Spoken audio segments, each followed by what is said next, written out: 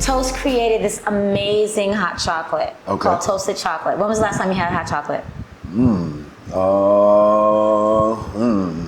Years. All right, try our new toasted chocolate. Thank you. Enjoy. And this is actually iced for this hot day. Iced.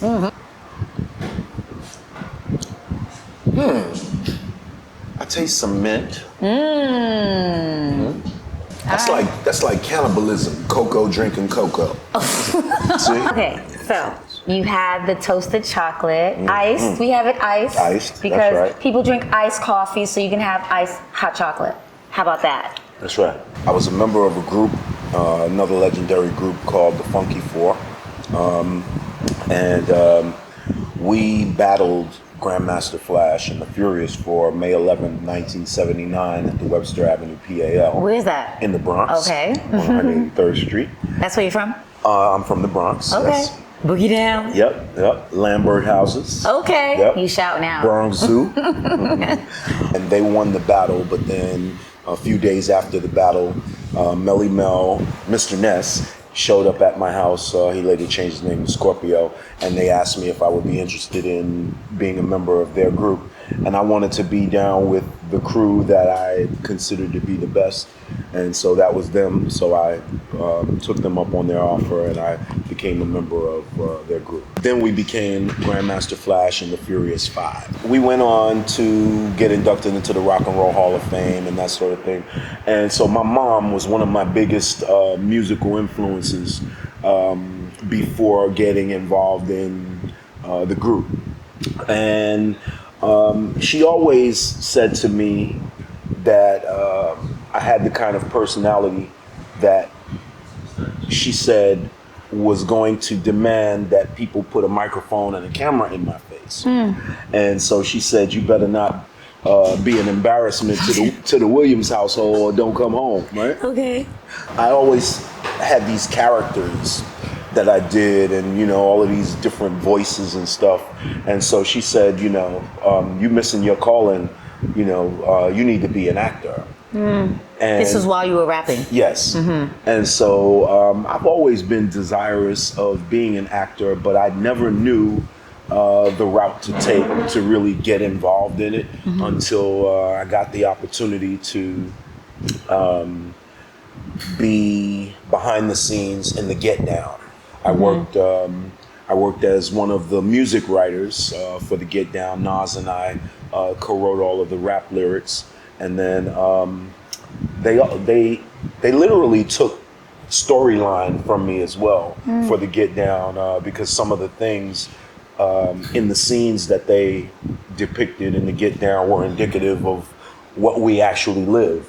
It was a Sony Pictures production, and so he signed to Sony. Okay. And so it just kind of made sense, and then my group is his favorite group from that era, and the Get Down is loosely based on the story of my group. The Get Down brothers are loosely based on the story of Grandmaster Flash and the Furious Five. I was there from the very first episode. The person who was supposed to be me was the youngest member of the group, in which I am the youngest member of the group, and his character name is Boo Boo, and he's the one who sung. He sang like Michael Jackson. That's what I brought to hip hop. Okay. I'm the first MC to rap and sing.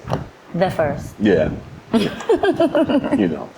From that, I got I got an opportunity to see a lot of how behind the scenes production stuff worked, and so it gave me more insight as to what I needed to do. I mean, and then obviously you gave me my first acting debut in the video that you directed. I think that anytime you are embarking on anything new, a new journey, new adventure, you have to do that with an open mind, and don't be afraid to fall down, or don't be afraid to crawl, because these are the developmental things that it takes in order to arrive at the summit. So After the get down, that's when you felt like, okay, this is what I really, really want to do? Yeah, and then I had moved to Atlanta, and I got an opportunity to be in a production of a television series called Music and Murder. And so it's a recurring role. So I Where's play that? Okay, congratulations. But Yeah. where's that? How can we see that? Amazon Prime, Music and Murder. Yep. And What's your character's name? my character's name is Uncle Leo. Uncle Leo. Yes, and I'm an OG gangster, Okay. and That's out now? it's out right now. Murder and what? Murder and music. Excuse me, Music and Murder. Music and murder. Yes, Music and Murder. Right now, I'm only in the second episode because I'm waiting for production to pick back up. But they told me that my character is going to be doing some real funky stuff, and I'm going to be turned up. So, yeah. How you enjoy that process? I'm loving it. Like, Yeah. it's all an adventure. Heavily scripted, or like what's the dialogue like? So far, my dialogue has been light, but you know, I'm looking forward to my dialogue getting heavier. I think I'm pretty decent at memorization. Where do you want your acting career to go? I would love to be able to share the silver screen or the television screen with some of my favorite actors and actresses: Will Smith, Denzel, Martin. There's quite a few. I love Viola Davis. Of course. Perhaps we could do a little something. I got a little something. Look, I got something in the work. Trust me. Okay. Trust me. Trust me. I believe. Yes, trust me. The makers of FUBU have this DVD out called Street Snaps. Street Snap. This is out now. Yes, Really? it's been out for a few years.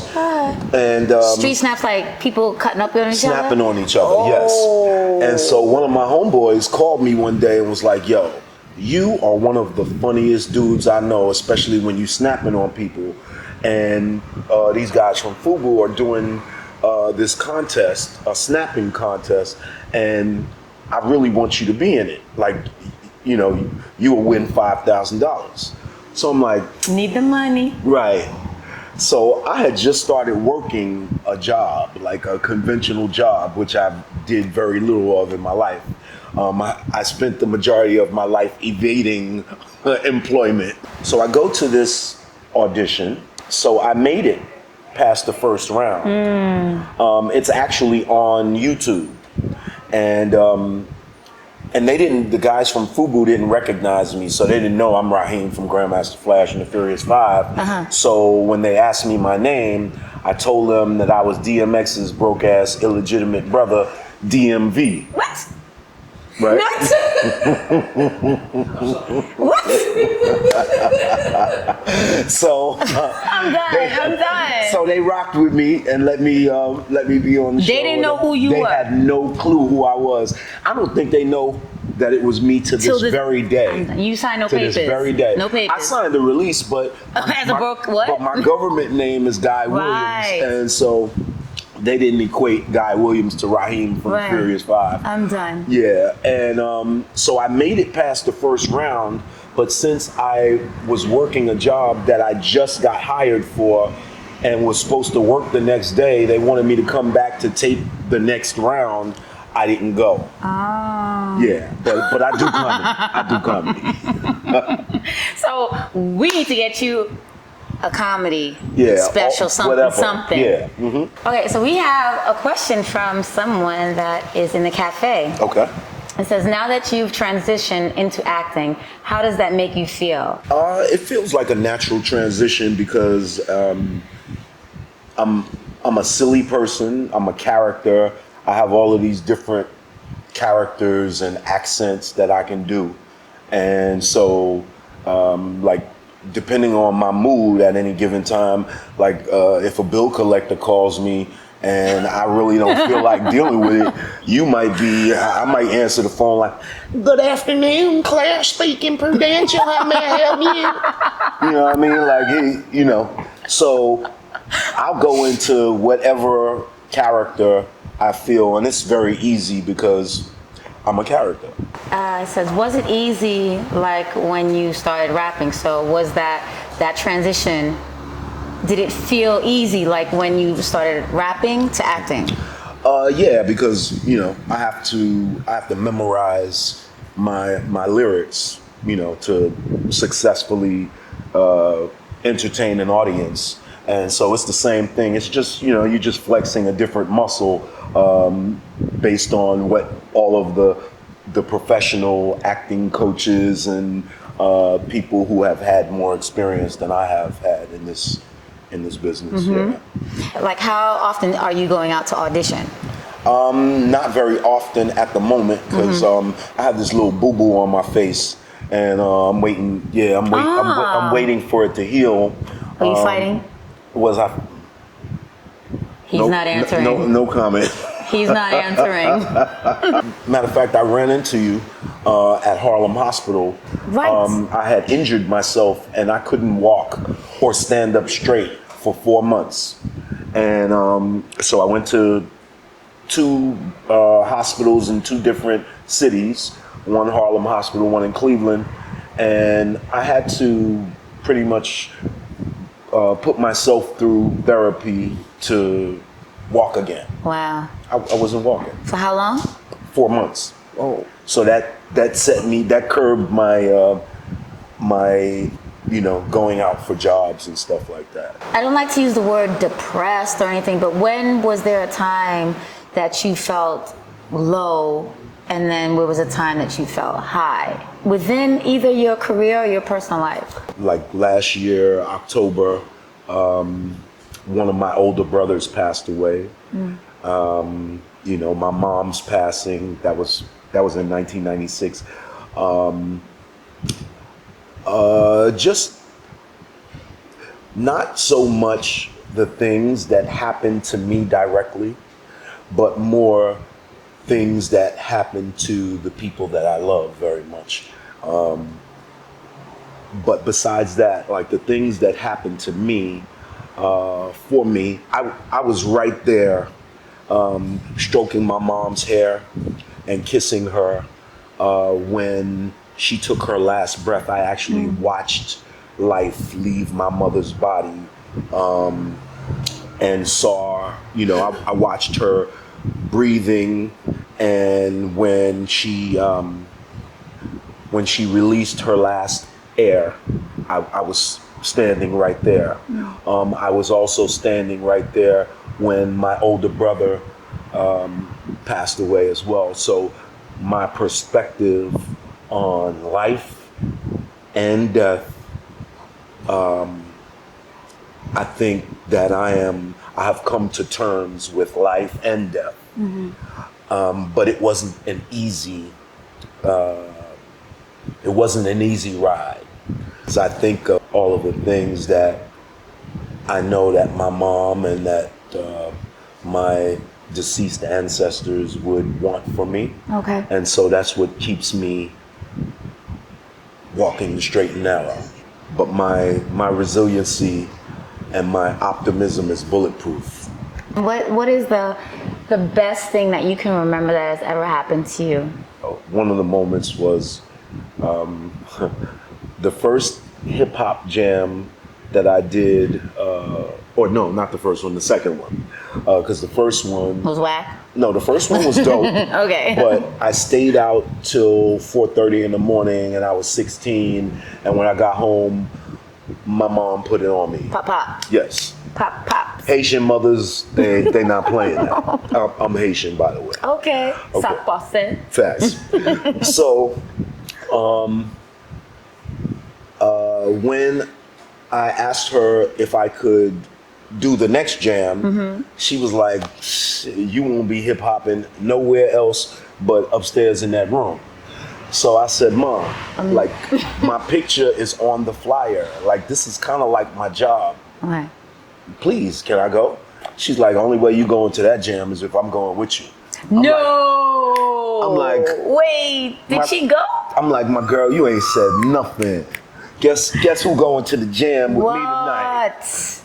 So me and Mom went to Edenwald Projects Community Center. Ooh wee. The spot reeked of angel dust and marijuana, and moms didn't say one word about that. I was shocked. Okay. She just watched and listened to what it was I did, and after that night, she never sweat me about anything. She never sweat me about going to look for a job. Nothing. Wow. She completely supported. So that was a major milestone for me. I think all of my milestones really include my mom, because she was pretty much there every step of the way, with the exception of our Rock and Roll Hall of Fame induction, which when they asked me when it was my turn to give my acceptance speech, my acceptance speech lasted all of 10 seconds because I was going to break down crying, because she was my everything. Right. You know? So that's how I feel about my mom. Yeah. And so those were definitely the best times of my life. Even though I grew up around a plethora of dysfunctional people, my mother was the only functional person in my life.